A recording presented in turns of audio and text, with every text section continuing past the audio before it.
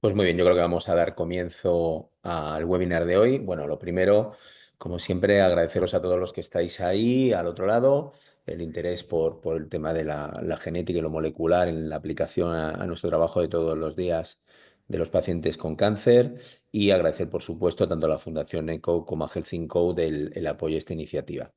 Hoy tenemos, yo creo que una entidad y un proceso que ha cambiado enormemente en los últimos años, de manera muy positiva para los pacientes, como es el cáncer de vejiga, ¿no? Y la aplicación práctica de los biomarcadores. Y para nosotros es un honor el tener a un ponente como el que tenemos hoy, el doctor Nacho Durán, que, bueno, yo creo que es una de las personas, tanto a nivel nacional como internacional, más influyentes en el campo del tratamiento del cáncer urológico en general y sobre todo de la vejiga, ¿no? Para aquellos que quizá no le conozcan tanto, él trabaja en estos momentos en el Hospital Marqués de Valdecilla y es el responsable del programa de geniturinario y coordina la unidad de investigación translacional y clínica. Él desarrolló el fellowship en desarrollo de fármacos y geniturinario en el Princess Margaret Hospital en Toronto. Y bueno, pues es una persona además muy relacionada con el mundo de la formación, de la educación, es algo que le atrae muchísimo. Ha recibido numerosos grants y reconocimientos internacionales desde su más joven infancia, en los primeros años de desarrollo. Y bueno, también es miembro a nivel nacional del board de directores de la SEICA, ¿no? Y además, si no me equivoco, es desde hace poco, desde hace unos meses, el presidente del Grupo Español de Tumores Germinales, ¿no? Muchísimas gracias, Nacho, por compartir con nosotros estos minutos y tu sapiencia. Y nada, recordaros solo, perdonad antes de empezar la conferencia, que es lo importante, que al final aparecerá un QR para que contestéis un cuestionario sobre aspectos del webinar, nada más. Muchísimas gracias, Nacho, y como he dicho, todo tuyo y bueno. Eh, Muchas gracias. Gracias, Pedro, por la amable presentación y gracias por invitarme a estar aquí hoy. Vamos a intentar, vamos a ver si soy capaz de poner la presentación. ¿La veis correctamente? Sí, Sí, sí, sí. perfecto. Muy bien, pues nada, insisto, muchas gracias por invitarme, gracias a los que están al otro lado. Y voy a ver si soy capaz en los próximos 30-35 minutos de transmitir una serie de conceptos alrededor de este tumor tan interesante y que, como comentas, ha cambiado tanto en estos años como es el cáncer de vejiga. Estos son mis conflictos de interés. Y bueno, esta primera diapositiva en realidad no pretende ser una diapositiva pesimista, pero quizás sí transmitiros una idea de cómo estamos actualmente en relación a los biomarcadores en cáncer de vejiga. Yo creo que hay un desarrollo muy, muy importante que está en marcha, pero realmente solo una parte pequeñita de todo ese conjunto de conocimiento que tenemos y que se está generando de una manera dinámica, actualmente tiene una transferencia real en nuestra práctica clínica, lo cual no debe de alguna manera desilusionarnos, sino creo que todo lo contrario. La idea es que en unos años lo que veamos sea la parte superior del iceberg sea mucho mayor. Bueno, ¿qué me planteaba cuando estaba preparando esta presentación? Pues quizá los objetivos académicos eran de alguna forma empezar poniendo en contexto lo que es el cáncer de vejiga, ponerlo en perspectiva, eh, para que de alguna forma podamos entender por qué tiene sentido y cuál puede ser la aplicación práctica de biomarcadores en esta enfermedad.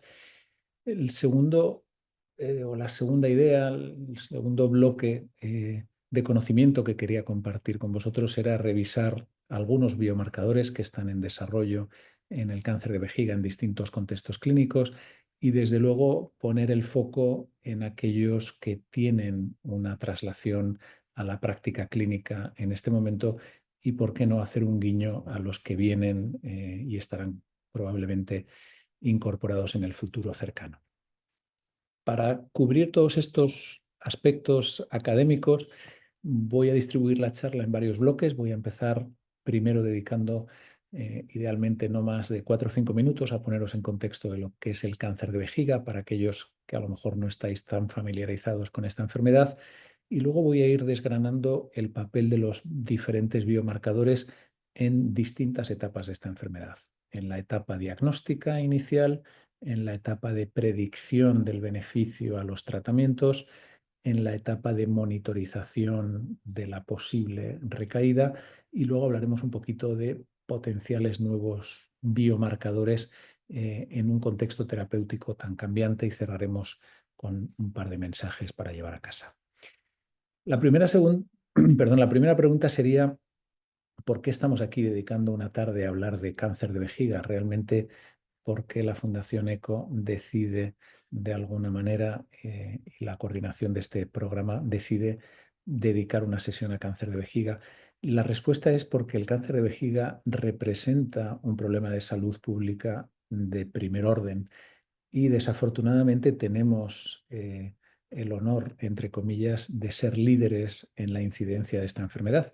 Este mapa muestra cómo la incidencia del cáncer de vejiga es variable en las distintas regiones del planeta y esto tiene diferentes posibles explicaciones. Algunas tienen que ver con nuestros hábitos tóxicos, hay otras que desconocemos, que no conseguimos entender completamente, pero lo que es una realidad es que, de acuerdo a distintas fuentes estadísticas, España tiene ahora mismo una tasa de incidencia, si incluimos ambos sexos, que está en el número 1 a nivel mundial en diagnósticos. En España, en torno a unos 22.000, 23.000 nuevos casos de cáncer de vejiga se diagnostican cada año. Obviamente, esta cifra a nivel mundial se aproxima en torno a los 600.000 diagnósticos y unas 200.000 muertes cada año. Por lo tanto, esto justifica que estemos hablando de un tumor que desde luego va a suponer una carga muy importante para el sistema, que desde luego va a suponer un problema para muchos cientos de miles, millones de pacientes a lo largo del globo. Pero el cáncer de vejiga realmente hay que entender que son dos entidades bien diferenciadas, el que se llama cáncer de vejiga no músculo infiltrante y el cáncer de vejiga músculo invasivo. Y esta diferenciación, que uno podría pensar que es puramente morfológica y que depende de la profundidad que tenga el tumor en su crecimiento, va un poquito más allá que todo esto. Es decir, que estos tumores que llamamos no músculo infiltrantes y que realmente representan prácticamente 3/4 de los cánceres de vejiga, en torno a un 75%, no solo se caracterizan por esa morfología peculiar en cuyo crecimiento no llegan a afectar a la capa muscular, sino que tienen un componente molecular, unas alteraciones genéticas que son muy particulares a diferencia de los tumores músculo-invasivos. Y esto se ve claramente en esta gráfica, donde vemos cómo en la parte de arriba nos encontramos con una serie de cambios genéticos y moleculares comunes a estos tumores no músculo-infiltrantes. Y vamos viendo, sin embargo, en la parte derecha de la diapositiva, en esos tumores músculo-invasivos, cómo se acumulan otro tipo de alteraciones que van a condicionar el comportamiento de esta enfermedad. De tal forma que cuando hablamos del manejo del cáncer de vejiga tendremos unas recomendaciones concretas sobre el cáncer de vejiga no músculo infiltrante y unas recomendaciones concretas acerca del cáncer de vejiga músculo infiltrante, que a día de hoy el tratamiento más común es hacer una aproximación neoadyuvante seguida de una cirugía, aunque no es el único abordaje posible. Cada vez más estamos tendiendo a incorporar las opciones de preservar la vejiga. Y hay que tener en cuenta, y hablaremos luego un poquito de lo que son los tratamientos perioperatorios, porque tiene que ver con estos biomarcadores. Y cuando hablamos de tratamientos perioperatorios, hablamos de tratamientos antes o después de la cirugía en el cáncer de vejiga. Y, por supuesto, hemos de tener presente que un porcentaje no despreciable de pacientes lo que va a ocurrir es que van a recaer y van a progresar de forma sistémica y nos vamos a encontrar con un pool de pacientes con enfermedad avanzada cuyo manejo está continuamente ahora en un cambio, está en una situación muy dinámica, como decía el doctor Pérez Segura, con incorporación de nuevos fármacos y también discutiremos un poco el potencial papel que pueden tener aquí los biomarcadores. Por lo tanto, si nos paramos aquí, tenemos que tener presente que esta tarde estamos hablando de una entidad que desde el punto de vista epidemiológico es muy relevante por su incidencia y por su mortalidad, que en particular en España es un tumor que a día de hoy está entre los top 5. En los varones es el cuarto tumor más frecuente actualmente. que desde luego esa enfermedad no es una enfermedad única, sino que tenemos dos grandes bloques, los tumores no musculoinfiltrantes y los tumores musculoinfiltrantes, con una biología diferente y con un tratamiento diferente. Y por último tenemos el bloque de los pacientes con enfermedad avanzada. La pregunta que yo me hago es si realmente los biomarcadores que hemos ido generando, que hemos ido conociendo en las últimas décadas, pueden determinar o pueden mejorar el manejo de los pacientes con cáncer de vejiga a lo largo de este espectro de distintas situaciones clínicas. Bueno, pues vamos a verlo y vamos a verlo de una manera desglosada. Vamos a empezar viendo estos distintos escenarios y vamos a empezar por analizar cuál podría ser el potencial papel de los biomarcadores en el diagnóstico inicial o en el diagnóstico de la recaída. Y realmente antes no me he detenido demasiado por no excederme en los tiempos, pero en el diagnóstico inicial del cáncer de vejiga hay que tener muy presente un procedimiento que es la cistoscopia. ¿De acuerdo? La cistoscopia, que consiste en entrar a través de la uretra mediante un dispositivo óptico, entrar en la vejiga para poder visualizar cómo se encuentra esa vejiga, para poder incluso tomar biopsias, y eso nos va a llevar después a un procedimiento diagnóstico más completo que se llama la resección transuretral, que ya hay que hacerla bajo anestesia en un quirófano y que nos va a permitir caracterizar perfectamente esos tumores y determinar luego el tratamiento adecuado. Bien, pues la cuestión es si podemos mejorar, insisto, si podemos incorporar biomarcadores en ese proceso diagnóstico donde habitualmente lo que utilizamos es esa cistoscopia, y utilizamos también otra cosa complementaria que es la citología de orina, es decir, coger una muestra de orina y que el patólogo mire por el microscopio si hay células tumorales. Pues mirad, la cuestión principal que hay que entender es que realmente el cáncer de vejiga y en global el cáncer de las vías urinarias es como un río lleno de pepitas de oro a la hora de desarrollar biomarcadores. ¿Y por qué digo esto? Bueno, pues porque tenemos una oportunidad fantástica, porque hay una correlación, una interacción entre lo que es el tumor urinario, el tumor de la vejiga o de la vía urinaria, y la orina. Por lo tanto, la orina se convierte en una fuente de biomarcadores que es fantástica y que de alguna manera pues, nos va a permitir que podamos buscar en este líquido biológico que es la orina, por un método tan sencillo como recoger una muestra, pues distintas posibles manifestaciones de un tumor, que pueden ser células tumorales que se han exfoliado, que pueden ser proteínas específicas de un tumor, que pueden ser alteraciones genéticas, que pueden ser metabolitos o incluso que pueden ser vesículas extracelulares. Y esto ha dado lugar a que haya un desarrollo bastante importante de biomarcadores basados en orina, enfocándose en distintos ámbitos. Y aquí os pongo algunos, fundamentalmente he puesto los que están aprobados por la FDA hoy en día, como son el Eurovision, como es el Immunocid, como es el NMP22, por mencionar algunos. ¿De acuerdo? Cada uno de ellos se fija en determinadas alteraciones y tiene ventajas e inconvenientes. Algunos son lo que se llaman test in point, es decir, que es bueno, pues casi como una prueba de embarazo, que uno coge una muestra de orina y a través de unos reactivos puede detectar si es positivo o negativo. Son más rápidos, son menos selectivos.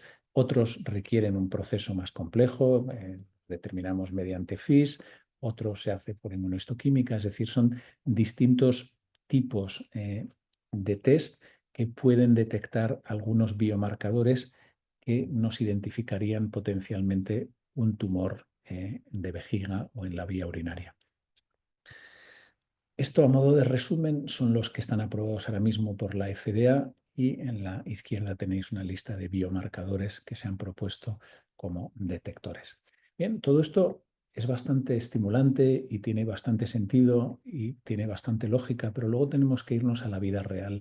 Y la vida real es que todavía esto no tiene una implementación en nuestra práctica clínica. Este es un estudio publicado hace un par de años donde se le preguntaba a una serie de médicos qué biomarcadores utilizan ustedes a la hora de diagnosticar lo que se llama un tumor de vejiga no músculo-infiltrante resistente a BCG, que es un subtipo de pacientes concretos. Y les preguntaban, bueno, pues con qué frecuencia hacen ustedes estas determinaciones y cuáles utilizan. Como pueden ver en la diapositiva, casi el 50% no hacían ningún test, no hacían ningún biomarcador.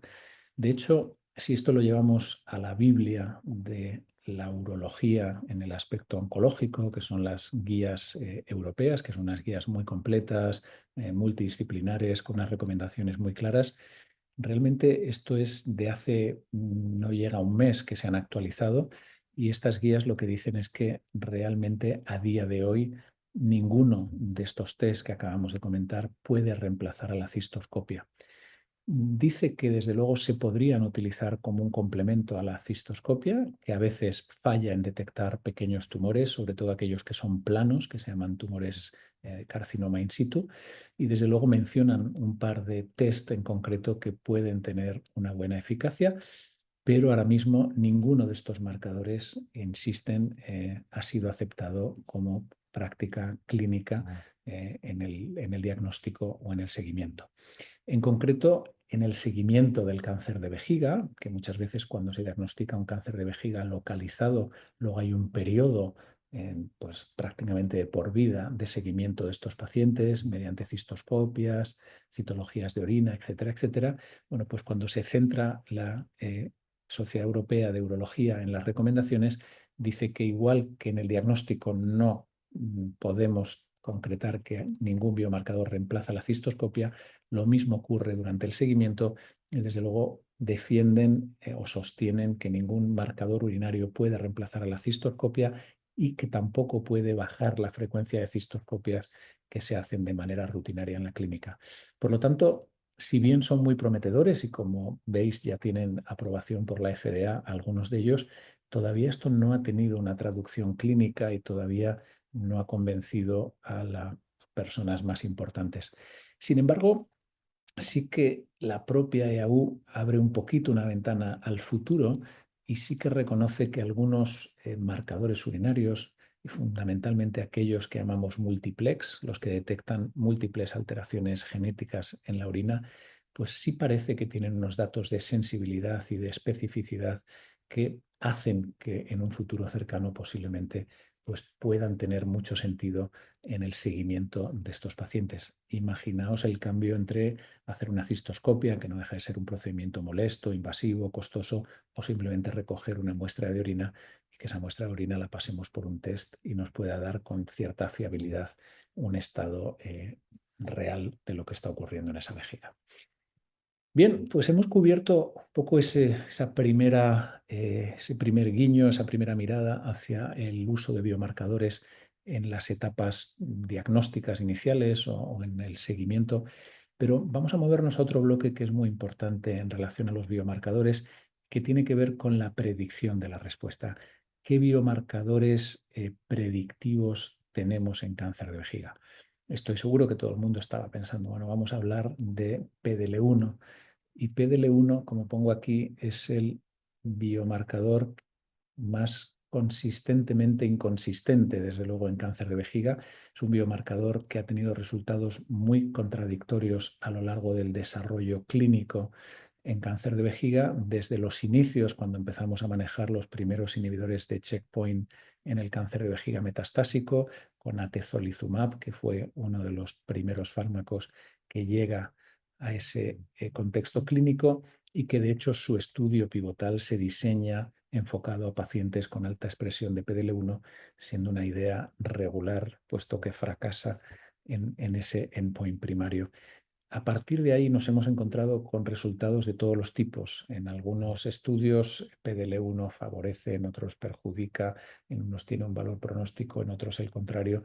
Por lo tanto, es bastante inconsistente. Vamos a recordar rápidamente PDL1 para aquellos que no estén tan familiarizados y cómo forma parte de esta ecuación en la cual realmente lo que estamos haciendo es regular esa interacción entre la célula inmune y el tumor, que es lo que se representa aquí, y cómo realmente esa expresión de PDL1 lo que hace de alguna manera es frenar esa actividad de la célula T para que mate al cáncer, y cómo cuando administramos un checkpoint inhibidor lo que hacemos es actuar sobre este eje, bloquearlo para permitir que la célula del sistema inmune pueda de una manera eficaz atacar al tumor. Pues bien, lo que hemos determinado es esta expresión de este marcador en las células tumorales y en otras células, y posiblemente una de las cuestiones que nos ha vuelto locos ha sido cómo determinar la expresión de este biomarcador.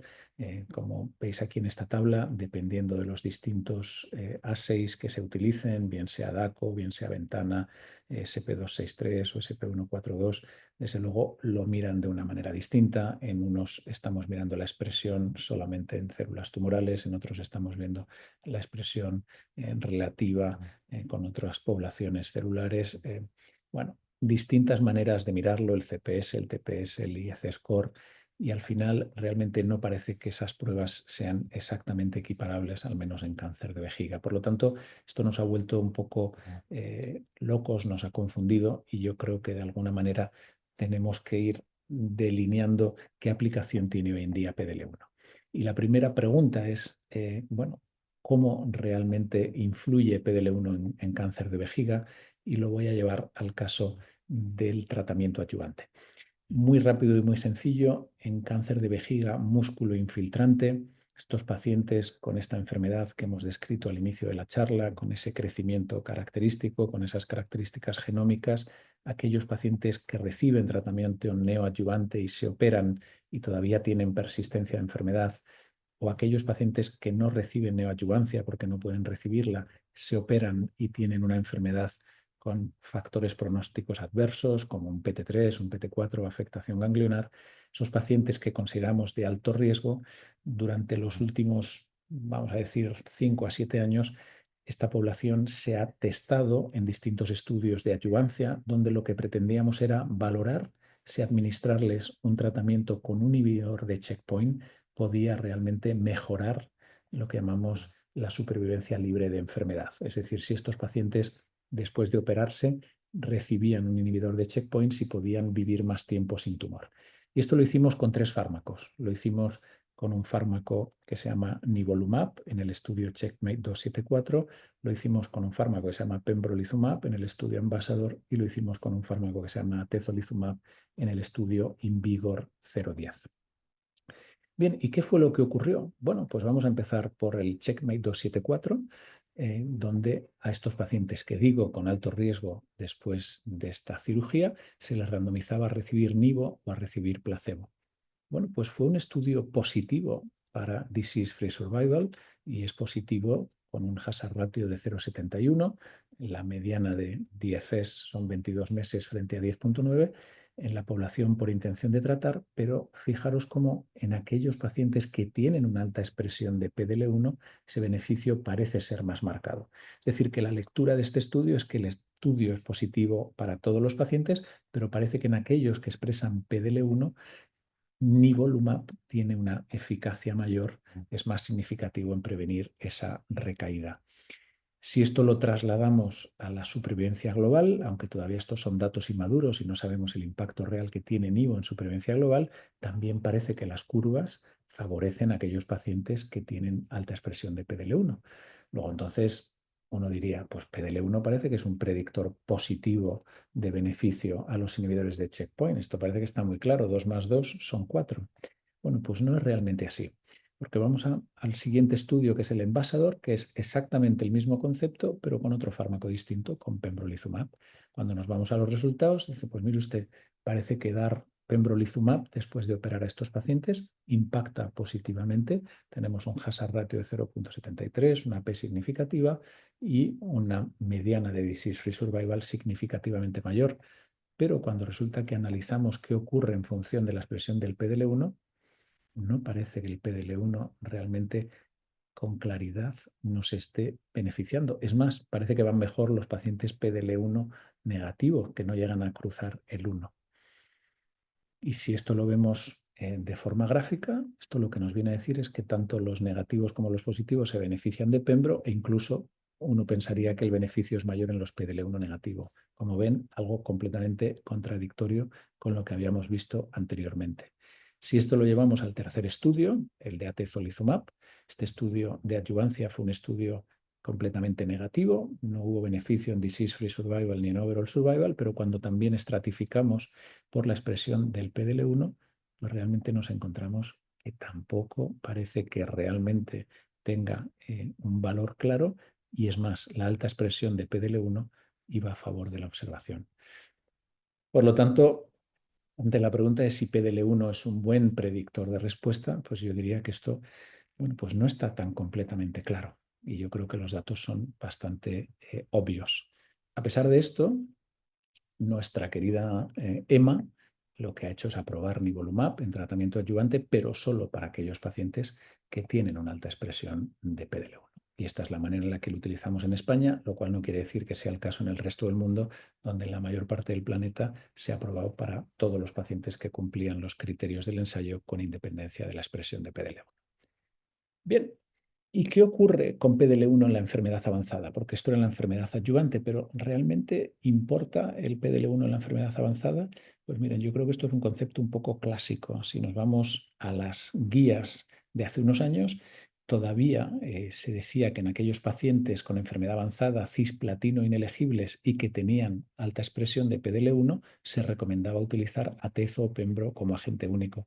Sin embargo, este concepto está completamente out fashion, pasado de moda. Ya no hacemos esto, y la aseveración en las guías del año 2024, las del 2025 saldrán pronto, lo que nos dice es single agent checkpoint inhibitors tienen un papel limitado y no se deberían recomendar de forma rutinaria. Por lo tanto, en la enfermedad avanzada yo creo que nos hemos quedado out of fashion. Vamos a cambiar de biomarcador y vamos a hablar del Fibroblast Growth Factor Receptor, y vamos a ver si soy capaz de convencerles de que este es un nuevo biomarcador que yo creo que tiene un peso bastante más importante. Un simple recordatorio de lo que es este receptor. Como el FGFR es un receptor transmembrana que tiene un dominio extracelular, un dominio transmembrana y un dominio intracelular. Participa en distintos procesos, en proliferación celular, en diferenciación, migración, angiogénesis, y es una familia amplia de receptores desde el FGFR1 hasta el FGFR5. ¿Por qué es importante en cáncer de vejiga este receptor? Bueno, este receptor es importante por dos cuestiones.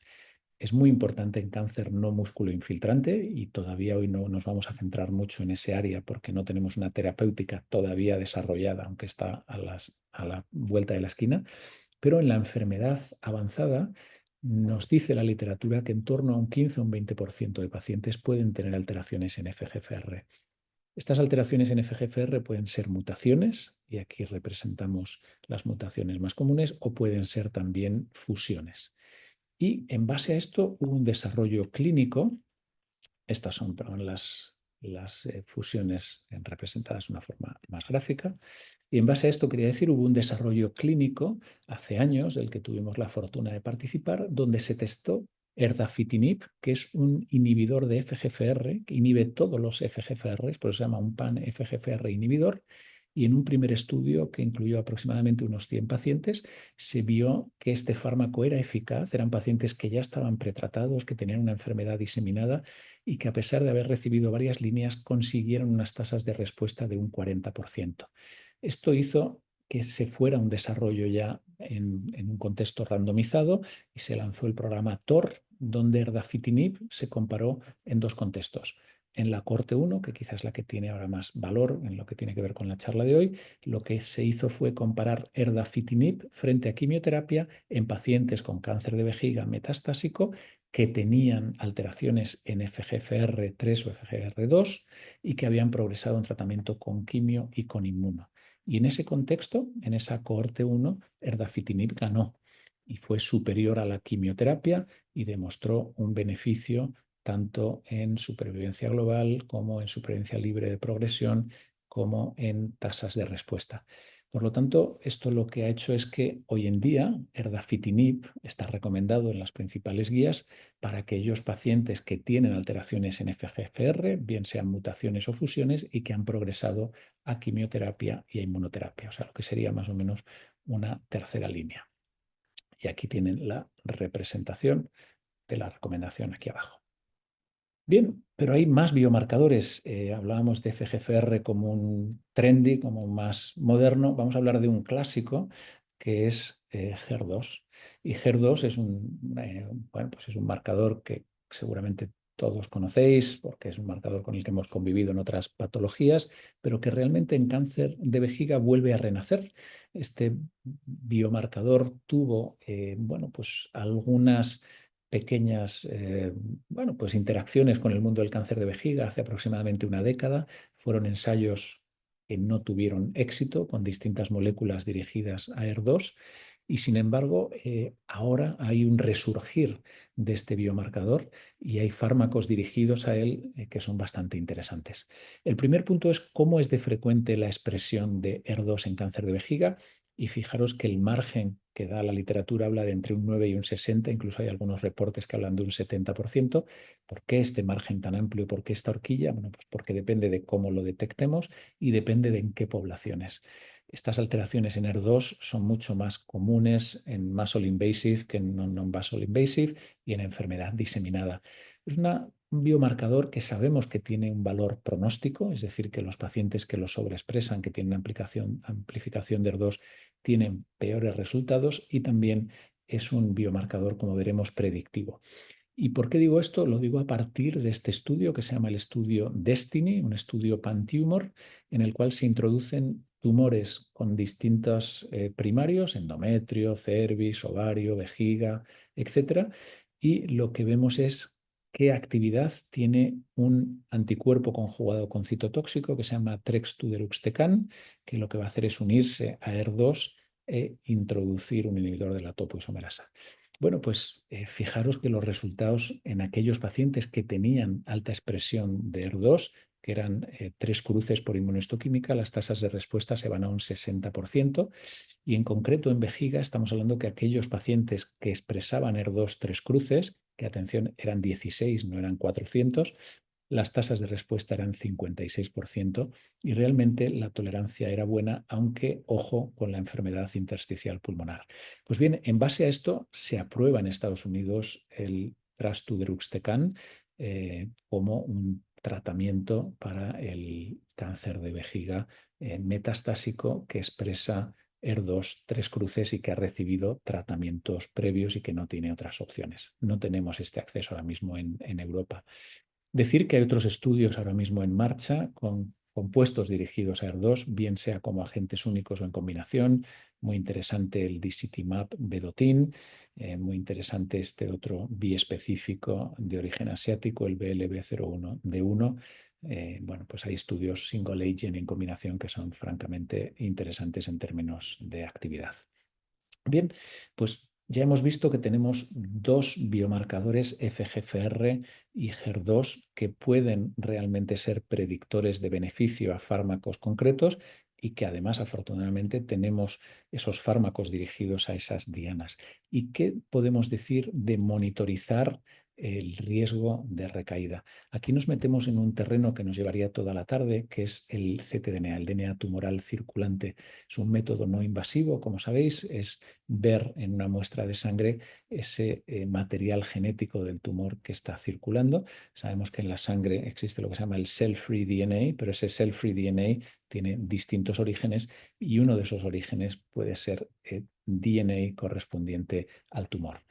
Bien, pues esto creo que nos va a cambiar la manera de manejar muchas enfermedades, no solo el cáncer de vejiga, pero desde luego en cáncer de vejiga tenemos cada vez más datos que apuntan en la dirección de que el ctDNA nos va a acompañar en el futuro. ¿Y qué papel puede tener el ctDNA? Pues sabemos que tiene un papel pronóstico y sabemos que aquellos pacientes que operamos de un cáncer de vejiga y que después de la cirugía tienen ctDNA en sangre, estos pacientes tienen un riesgo mucho más alto de recaída. Y lo contrario, aquellos que son ctDNA negativos, muchos no recaen, un gran porcentaje no recaen. Pero también puede tener un papel predictivo y sabemos que desde luego nos puede servir los cambios en el ctDNA, pueden predecir la respuesta a las terapias y en concreto ahora compartiremos algunos datos en el contexto de la enfermedad localizada, en el contexto de la adyuvancia. Muy rápidamente, esto es un flash del papel pronóstico que puede tener. Este es un estudio pequeñito donde pacientes que se les daba tratamiento de quimio neoadyuvante y se les miraba el ctDNA después de esta neoadyuvancia, aquellos pacientes que tenían ctDNA circulante en sangre tenían un riesgo de recaída mucho más alto y desde luego su tasa de recurrencias precoces era mucho mayor. Este es un estudio donde se vio ese valor pronóstico también en 167 pacientes, donde se medía el ctDNA antes de operarse, después de operarse y durante el seguimiento, y se confirma que realmente la detección de ctDNA en estos puntos se correlacionaba con el disease-free survival. Y este es un estudio que puede ser muy importante y que puede cambiar la manera en la que manejamos el cáncer de vejiga. Y lo cuento muy rápidamente. Antes hemos dicho que había un estudio que se llamaba InVigor 010, que lo que hizo fue valorar si atezolizumab adyuvante después de una cirugía tenía algún beneficio en disminuir la capacidad de que la enfermedad regresara, lo que llamamos disease-free survival u overall survival, y fue completamente negativo. Pero fijaros, de ese estudio completamente negativo se extrajeron eh, o se sacaron, no sé cómo conjuga el verbo, se sacaron un subgrupo de pacientes de los que se tenía material biológico y se miró el ctDNA. Y lo que se vio es que en aquellos pacientes que tenían ctDNA positivo, desde luego dar atezolizumab tenía un impacto, que es lo que se refleja aquí. Los que no tenían ctDNA después de operarse, daba igual que les dieras atezolizumab o que los pusieras en observación porque no había ningún impacto. Pero aquellos que tenían ctDNA en sangre después de la cirugía sí parecían claramente beneficiarse de la aplicación del atezolizumab. ¿Esto a qué nos ha llevado? Nos ha llevado a diseñar un estudio fase 3, el InVigor 011, que lo que hace es precisamente aplicarle el atezolizumab adyuvante solo a aquellos pacientes que después de operarse tienen ctDNA positivo. Este estudio es muy importante y creo que va a cambiar la manera en la que tratemos a nuestros pacientes con cáncer de vejiga localizado. Y las buenas noticias es que esperamos su lectura para el 2025. No sé si llegaremos a ESMO, probablemente sí, pero desde luego creo que ESMO o a más tardar primer o segundo mes del 2026. Hay otros estudios que no me voy a detener mucho, que también han utilizado el ctDNA como elemento para identificar recaídas, y vale la pena mencionar el estudio Tómbola. Y desde luego, antes de pasar a la siguiente diapositiva, simplemente recordar cómo el valor del ctDNA durante el seguimiento. El estudio Tómbola realmente lo que hace es evaluar pacientes que han sido operados, y cuando positivizan el ctDNA se les empieza a tratar con atezolizumab y se demuestra cómo el atezolizumab es capaz de negativizar ese ctDNA circulante, y además se corresponde con la respuesta radiológica. Bien, para terminar y no extenderme más, sí quería hacer un guiño a si realmente necesitamos nuevos biomarcadores para otros fármacos que hemos incorporado. Antes lo ha mencionado el doctor Pérez Segura, el mundo del cáncer de vejiga es un mundo cambiante, es un mundo que está en continua evolución y que, bueno, pues acaba de ver la incorporación de anticuerpos conjugados con citotóxicos como son el enfortumab vedotin, que lo tenemos en tercera línea, y estamos esperando en España la llegada de la primera línea con enfortumab vedotin y pembro. Enfortumab vedotin es un anticuerpo conjugado con citotóxico que se une a la nectina 4 y que lleva un payload que es MMAE, monometilaurisstatina E, que es un agente antimicrotúbulo. Bueno, tenemos ahora mismo una discusión todavía activa y todavía sin respuesta sobre si realmente hemos de determinar la nectina 4 en nuestros pacientes con cáncer de vejiga. Venimos de un histórico donde realmente esa expresión parece prácticamente universal en los pacientes con cáncer de vejiga. Sin embargo, bueno, pues un pequeño estudio alemán con una N pequeñita genera un poco de debate sobre si realmente esa expresión de nectina 4 es constante, puede cambiar a lo largo del curso de la enfermedad. No es lo mismo en la muestra de la resección transuretral inicial que en las metástasis, y si eso puede o no condicionar el beneficio a este fármaco. Como digo, todavía es un debate en proceso, no tenemos una respuesta ahora mismo concluyente, y quizá el mensaje es que no tenemos la obligación de determinar ahora mismo nectina. Parece que todos los pacientes se beneficiarían. Dos diapositivas y termino. Importante que entendamos que hay muchos marcadores, muchos biomarcadores que se están desarrollando ahora mismo en diferentes contextos clínicos en cáncer de vejiga, que desde luego si tuviéramos que llevarnos a casa una aplicación práctica, pues ahora mismo sería el PDL1 a la hora de determinar qué pacientes podemos tratar en el contexto adyuvante de acuerdo a los resultados del CheckMate 274, y desde luego en el contexto de la enfermedad avanzada determinar FGFR buscando mutaciones o fusiones Y ER2 pongo un asterisco porque en España no tenemos un acceso fácil a estos fármacos, pero sí en otros contextos fuera de nuestro país o a veces dentro de programas de acceso especial.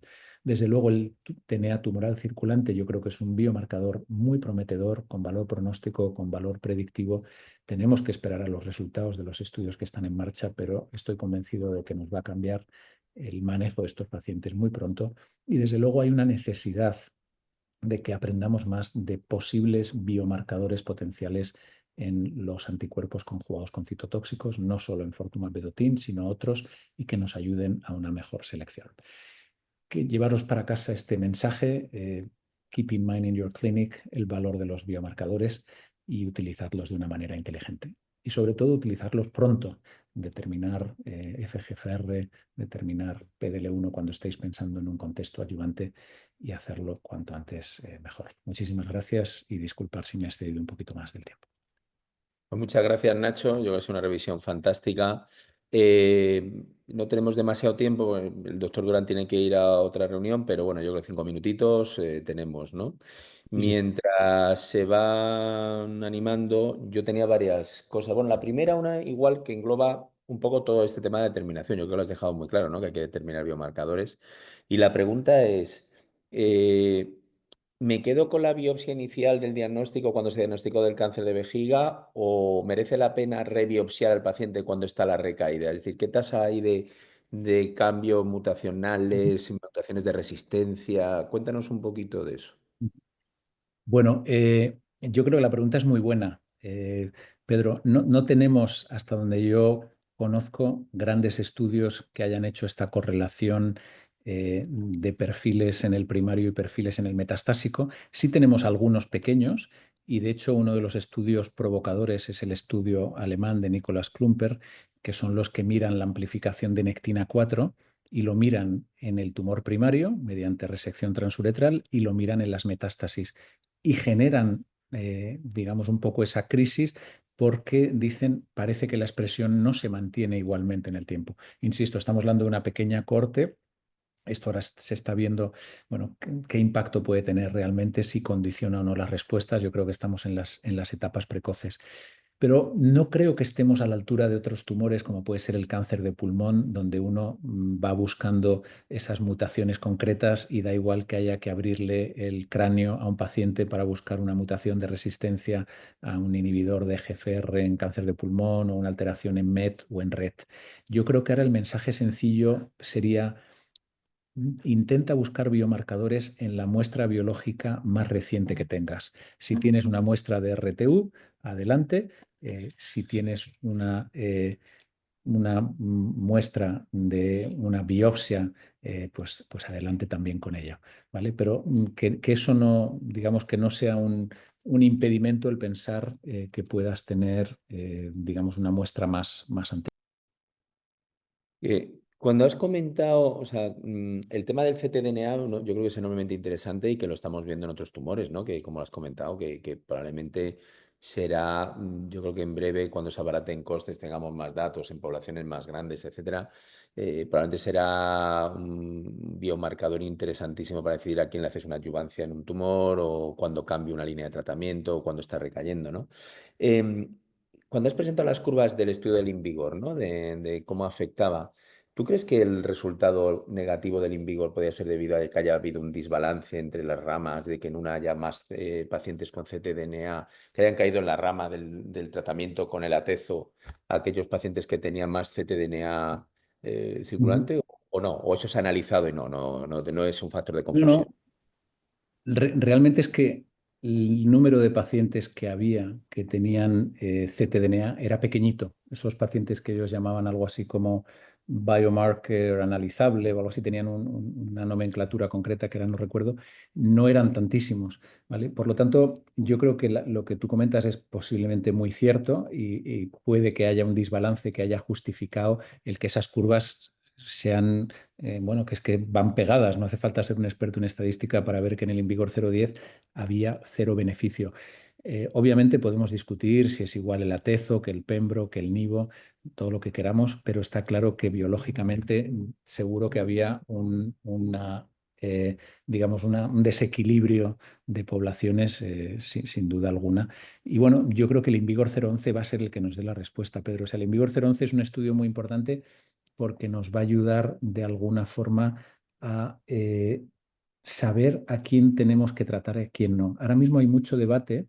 Ahora se habla de los diseños sándwich. Es un nuevo concepto en OncoGU, que son esos, no sé si en otras áreas también se habla así, pero en OncoGU se llama diseño sándwich aquellos estudios perioperatorios donde les damos neoadyuvancia primero, los operamos y les damos adyuvancia después. Y se lo damos a todos, sin diferenciar, ¿vale? Es decir, que les damos a todos tratamiento postoperatorio, independientemente de que tengan una respuesta patológica completa o no. Esto yo creo que en un tiempo lo vamos a cuestionar y probablemente el ctDNA va a tener gran parte de culpa en ese cuestionamiento. Parece que es una determinación que tiene unos niveles de especificidad bastante altos y hemos visto en algunas series que aquellos pacientes que les hacemos una cistectomía y que su ctDNA es negativo, desde luego es muy poquito probable que recaigan y el debate está en si realmente esos pacientes necesitan seguir recibiendo tratamiento después de la cirugía. Vamos a ver qué nos dice el 011, vamos a ver si realmente empezamos a tomar decisiones más fundamentadas en DNA tumoral circulante, como ya ocurre en otras patologías. Es decir, que en tumores digestivos, si no me equivoco, tenéis datos ya en cáncer de colon que os ayudan un poco en ese sentido. Sí, sí, de hecho hay incluso empresas, ¿no?, que ya tienen comercializados kits. Y en ese sentido también te quería preguntar, ya eran de las dos últimas, muy rapidito, uno, si existe algún kit comercializado que permita, si conoces tú, por si oye tienes algún paciente muy en el límite, que quieras hacerlo, esa es la primera. Y la segunda, si nos puedes explicar un poco por qué en la Unión Europea no tenemos aprobado el Trastuzderuxte, ¿no? Si tú que estás muy metido en todo el tema de investigación, ensayos y tal, si hay alguna razón conocida o simplemente no se han desarrollado los ensayos aquí. O... Vale. Bueno, primero, respuesta a la primera pregunta de si hay kits para hacer la determinación del ctDNA. Te diría que esto es algo que ahora mismo está en un desarrollo importante, que quizá el test que más conocemos todos es de la empresa Signatera, que son los que han tenido pues, una penetración en el mercado americano pues, mucho más potente. En Estados Unidos es más fácil que te hagan un ctDNA que te prescriban un Clamoxil. Realmente el uso es tremendo. ¿Qué problema tiene la prueba de Signatera a día de hoy? El coste. El coste es muy elevado. Es cierto que es una prueba, vamos a decir, que tiene una mayor profundidad, que su tecnología posiblemente puede ser más ventajosa que otras, que se hace un procesado con un whole exome sequencing, etcétera, etcétera, pero desde luego el precio es alto. Pero hay gente, y en España se puede hacer, que puede perfectamente, bueno, perfectamente, que puede, si se lo puede costear, se puede hacer un test por Signatera, ¿vale? Es uno de los múltiples. ¿Es el único? Ni mucho menos. O sea, hay otros que se están desarrollando. De hecho, nosotros, bueno, pues tenemos un estudio aquí en marcha en nuestro centro, un estudio perioperatorio con ADCs en combinación con inmuno, donde hacemos ctDNA y utilizamos un test que es distinto al de Natera. Es cierto que es un test de una compañía más pequeñita, de Altum Sequencing, que es una pequeña biotech, pero quiero decir que lo más probable es que en un tiempo tengamos un menú de distintas empresas que nos ofrezcan kits para poder hacer DNA tumoral circulante. Y lo del Trastuzderuxte. Sí, perdón. Y la segunda pregunta. Mira, los americanos son como son. Si te das cuenta, el estudio Destiny, ¿vale? El estudio Pantumor Destiny, si miramos con un poquito de detalle la población de cáncer de vejiga, estamos hablando de 16 pacientes. O sea, en base a 16 pacientes hemos conseguido que la FDA apruebe un fármaco. Bueno, yo soy un ferviente defensor de los fármacos dirigidos a ER2. Creo que es una de las líneas más potentes, ya no solo Trastuzderuxtecan, Disitimab Vedotin. Es un fármaco que se tolera muy bien, que tiene unas tasas de respuesta muy altas. El biespecífico de origen asiático es muy potente, pero claro, en América juegan bueno, con otros proveedores y otros pagadores. Y en Europa el pagador es el país y son nuestros impuestos. Entonces, bueno, pues a lo mejor resulta un pelín precipitado aprobar un fármaco en base a 16 pacientes, ¿no? Ese, ¿no? Bueno, pues nada, oye, muchísimas gracias, Nacho. Yo creo que ha sido una revisión fantástica y desde luego que hay cosas ya útiles que hay que aplicarlas, pero que además se avecina, yo creo que además la posibilidad de tener un líquido como la orina, ¿no? Lo has comentado al principio, donde poder tecnológicamente seguro que se va a llegar a poder determinar continuamente sin molestias para el paciente, yo creo que va a ser un cambio, ¿no? Es muy, muy interesante, Pedro, y yo creo que el mundo de la urología poco a poco se irá abriendo. La carga presupuestaria que supone hacer cistoscopias a estos pacientes es altísima, porque bueno, son muchísimos pacientes, son pacientes que viven mucho. Los pacientes con cáncer de vejiga no músculo infiltrante, lo más común es que lo que tengan son recaídas a lo largo de décadas y aproximadamente un 15% tienen la mala pata de convertirse en músculo infiltrantes y de esos un 50% serán metastásicos.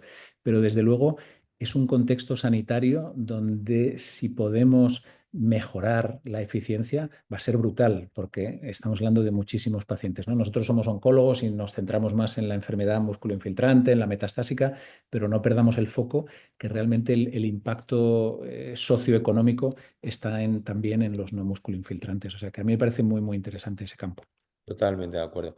Bueno, pues muchísimas gracias, Nacho. Muchísimas gracias de nuevo a la Fundación Eco y a Health in Code por apoyar estos webinars. Recordaros que ahora aparecerá en pantalla un QR para que nos valoréis y bueno, invitaros a todos al próximo webinar, que es el 23 de abril a las 5, donde vamos a hablar de gliomas y también con la suerte de tener un ponente de máximo nivel, que es el doctor Sepúlveda del Hospital 12 de Octubre, que bueno, que parece que los gliomas no tienen un entorno molecular. Sí que es verdad que ya vamos teniendo más datos, empezamos a tener temas de biopsia líquida en líquido cefalorraquídeo, empezamos a tener moléculas dirigidas y yo creo que va a ser muy interesante y animaros a todos a que participéis.